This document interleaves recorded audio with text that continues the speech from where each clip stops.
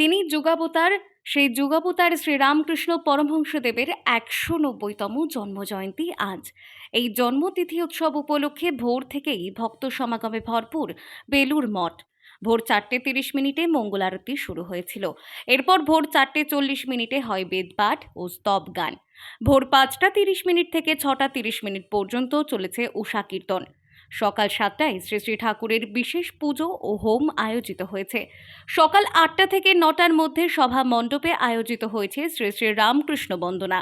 এরপর সকাল ৯:০৫ থেকে সকাল ৯:৪৫ পর্যন্ত শ্রী শ্রী রামকৃষ্ণ কথামৃত পাঠ ও ব্যাখ্যা ঘিরে অনুষ্ঠান অনুষ্ঠিত হয়েছে।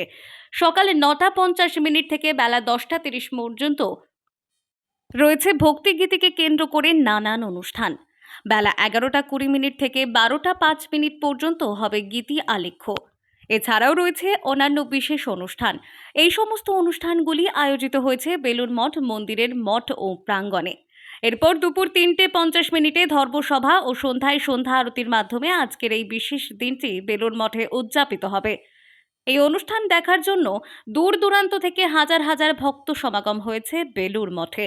মঠ কর্তৃপক্ষের তরফ থেকে মা শারদা সদাব্রত প্রসাদালয়ে বেলা ১১টা থেকে ২টো পর্যন্ত হাতে হাতে প্রসাদ বিতরণের ব্যবস্থা করা হয়েছে।